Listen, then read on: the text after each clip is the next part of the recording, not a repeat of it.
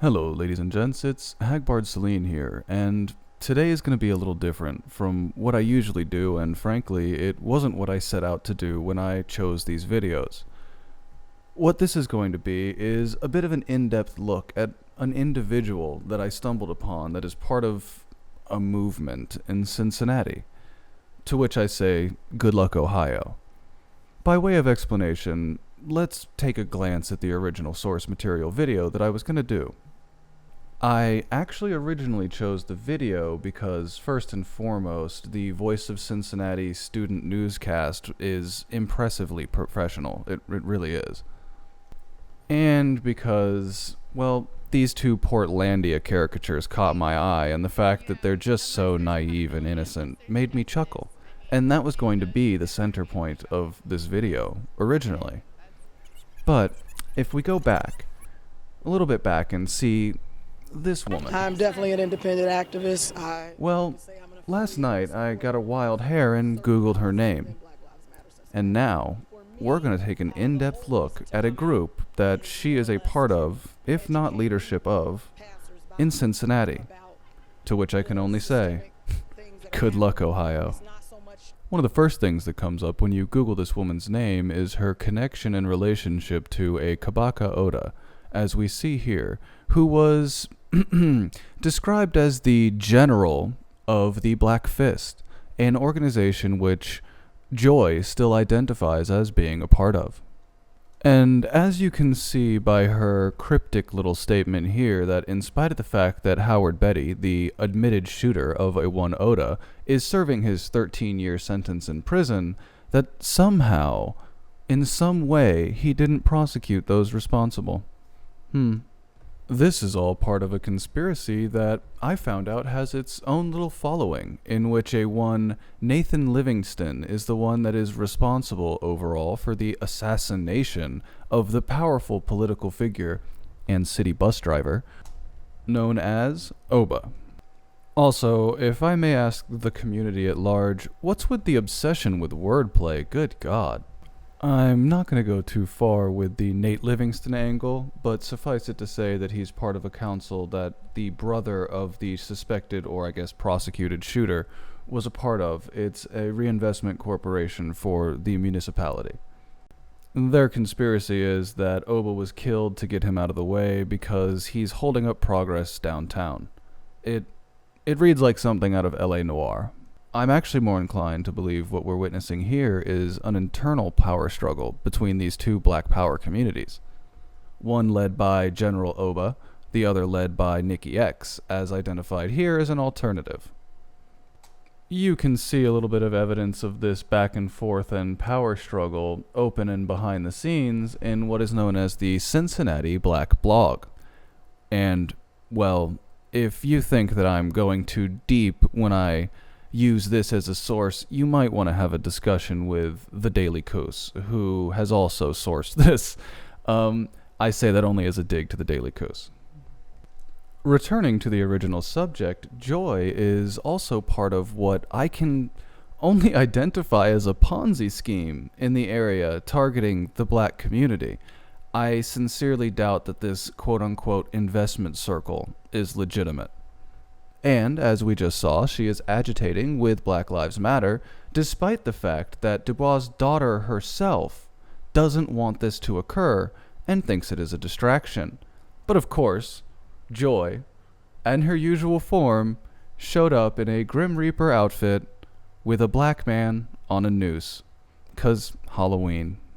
And here she is, uninterrupted, just a few weeks ago in early October, rallying again. Though slightly less reasonable in this clip than she was in the one that I was originally going to do. So real quick, let me get up out y'all way, but I want to leave with you too, the economic piece of things. So you heard me yelling out there a little bit earlier. We're so glad that so many are here. So this is by no means a put down. But sisters and brothers, we've got to, the alternative to taking our dollars and harnessing our dollars is to support Black business. Ain't that what Mr. Farragon said, mama? That's right. Now here's the thing. So that says it's all right to come here. Right now you're upset. Right now you're angry. But what happens when Christmas come around?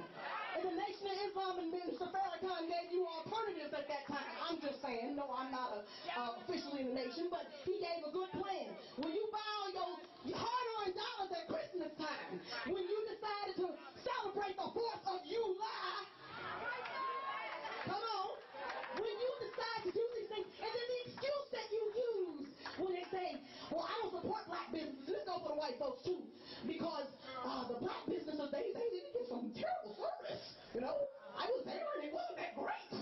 So when have I heard you say the same thing about the white man and his business? He put his foot all on your neck. The white man can treat you any kind of way, and you just smile and say, Mr. White Man, I will come right back.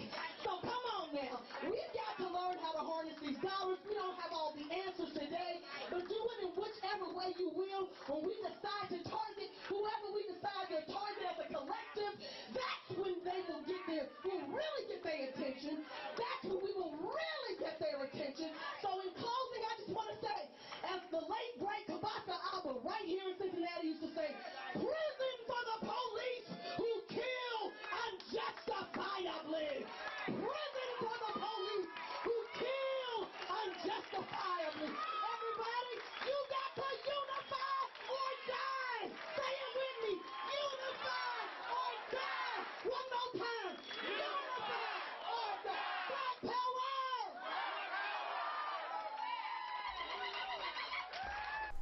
So, the lingering question, why do I give a shit? Right? That's really the question here. Why do I care about this petty grievance between these individuals in Cincinnati, a city I'll never go to, involving people I'll never meet? Well, I've noticed that it's a pattern that's formulating around the country. This person is just a visible version of it. And what it's doing is it's infecting the youth, and the youth are beginning to pass around memes as though they were real. And by that I don't mean the internet definition of the word meme. I mean literally ideas, concepts that are being passed from person to person. And this is what it looks like, which to me is terrifying. Black Lives Matter when we're killed at traffic stops, but you guys get treated to hamburgers after shooting up an entire church. White people get killed at traffic stops. And if you consider going to McDonald's and ordering from the dollar menu because meals had already been served in the jails a treat, you really need to get a little bit of perspective, son. Black people get killed all the time for no reason. You're right. Tell gangbangers to stop it. There's how many people in America that have died for no reason, for reaching for their wallet, reaching for their card, for not doing anything at all, and they get killed just because they're black. No, they get killed because they were reaching when a cop told them not to. Again, dear, this happens to whites. And America is 30% colored. Okay, cool. So we're just saying colored now. Neat. And in jails, they take up 60% of the jails. Like, that doesn't make any sense. Like, come on now. I agree, and I refer you to my first answer. Stop it. And to the people that get offended or become uncomfortable when the term Black Lives Matter becomes present, just remember that Black Lives Matter is an awareness movement, not a racist movement. So there's no reason to take offense to it. For those of you that get offended when you hear American Traditionalist Group, you have to understand it's an awareness group, not a hate group. You have to understand that. I think that Black Lives Matter is a very serious issue because black lives are on the line, especially black young people getting killed by cops. It's disproportionately black people, especially young black people, committing violent crimes and attacking police. It's just like to imagine the prejudice and the discrimination in around the world, even in the United States, on neighbors. It's scary. And the fact is, Black lives do matter, and it's not just that other people's lives don't matter, but ours matters too. Literally, these young women are just spouting rhetoric. They're not actually saying anything they know or believe. These people have clearly been coached. However, they're going to believe this on some level. This is brainwashing. A token white appears. Black Lives Matter isn't a joke, and it shouldn't be taken as such. There's a meaning behind the movement, and people shouldn't be warping it into like a meme or something, because that's people's lives, and it deserves respect. The people warping it the most are black people, and especially the people who are part of Black Lives Matter. So again, I refer to you my first answer. Stop it. There has been over 500 murders in Chicago due to white officers shooting black people. No, you're misquoting the statistic. There have been 500 murders in Chicago this year due to black-on-black crime, due to the fact that Chicago is home to some of the worst gang violence in the United States of America. Black Lives Matter. But overall, we support the Black Lives Matter movement. Black Lives Matter. I think that's enough said. Ladies and gents, that's the end of this video. I hope you got something out of these diggings into someone's very insane and very personal history. I think it probably exemplifies the mindset of most of the leadership in these movements. They're probably not the most stable of individuals from the most stable of backgrounds. That being said, I'd like to apologize to my patrons for any times in the near future where I won't necessarily be able to list their names at the end. As it were, if anyone has been following me on Twitter, you would know that I got a strike on this channel due to my Celtics video. My reparations for the Celts, it didn't get received well by the person whose music I used, and he gave me a copyright strike and had the video taken down. So I hope you enjoyed it while it was up. I may post it to Vimeo if anyone would like to see it that didn't. That's all for me today though, and thank you so much for your continued support. Stay safe, good luck, and goodbye. Wow, who are you guys?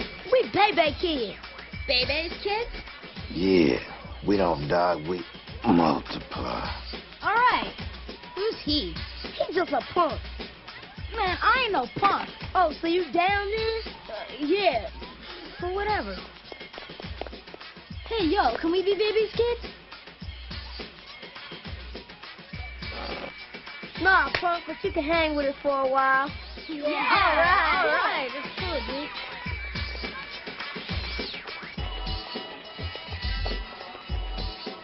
What's your name, man? My name's Winthrop. Winthrop? No, man, we calling you Opie.